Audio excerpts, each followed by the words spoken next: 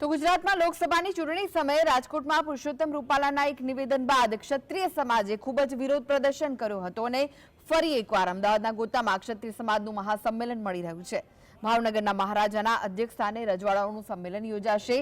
ગુજરાતના 250 રજવાડાઓને આ માટે આમંત્રણ આપવામાં આવ્યું છે।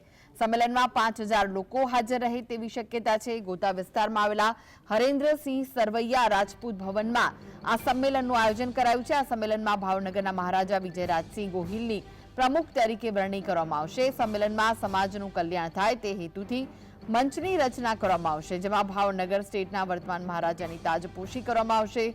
સમાજને મજબૂત કરવામાં આવેલા ઈરાદાથી યોજાનારા સંમેલનમાં ભાજપ અને કોંગ્રેસ સહિત અન્ય પક્ષોમાં સામેલ સમાજના અગ્રણીઓને પણ આમંત્રણ આપવામાં આવ્યું છે। તો સમસ્ત ક્ષત્રિય શક્તિ અસ્મિતા મંચની જાહેરાત થશે। ક્ષત્રિય સંમેલનમાં શું હશે, શું થવાનું છે તેની પર નજર કરી રહ્યા છે। ગુજરાતમાં અનેક વર્ષોથી ક્ષત્રિય સમાજના પ્રમુખ નથી, તો ભાવનગરના રાજવી વિજયરાજસિંહ ગોહિલની વરણી થશે। સમાજના પ્રમુખ તરીકે તેમની વરણી થવાની છે। ગુજરાતના 250 રજવાડાઓને આમંત્રણ આપવામાં આવશે।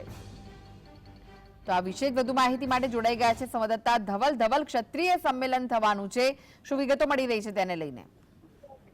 જી ચોક્કસથી વાત રાજપૂત સમાજ જે છે તે ભેગો થવા જઈ રહ્યો છે, એટલે કે કહી શકાય કે ગોતાના જે રાજપૂત ભવન છે ત્યાં આગળ ક્ષત્રિય શક્તિ અસ્મિતા મંચનું જે આયોજન છે તે કરવામાં આવ્યું છે। તેની અંદર 250થી વધુ જે રજવાડાઓ હતા તેને આમંત્રણ આપવામાં આવ્યું છે। ગુજરાતના જે રજવાડા હતા તે તમામને આમંત્રણ આપવામાં આવ્યું છે અને તે લોકોની જે સૌથી પ્રથમ માંગ છે કે ભાવનગરના જે રાજા હતા કૃષ્ણકુમાર સિંહજી તેને ભારત રત્ન આપવામાં આવે તેવી પણ માંગ સાથેનું આની અંદર જે પ્રસ્તાવ છે તે મૂકવામાં આવશે। તો બીજી વાત કરવામાં આવે તો જે સમગ્ર આંદોલનની રૂપરેખા છે તેની વાત કરવામાં આવે તો સૌથી પ્રથમ હવન કરવામાં આવશે, જે ક્ષત્રિય યુવક સંઘ દ્વારા કરવામાં આવશે। ત્યારબાદ પ્રાર્થનાનું આયોજન કરવામાં આવ્યું છે। ત્યારબાદ જે ભાવનગરના જે મહારાજા છે વિજયરાજસિંહ ગોહિલ તેમનું સ્વાગત સન્માન કરવામાં આવશે। ત્યારબાદ શંકર ગઢવીના જે ગીતો છે તે ગીતોનું પણ આયોજન કરવામાં આવ્યું છે। ત્યારબાદ જે વક્તવ્ય છે તે વક્તવ્ય કરવામાં આવશે।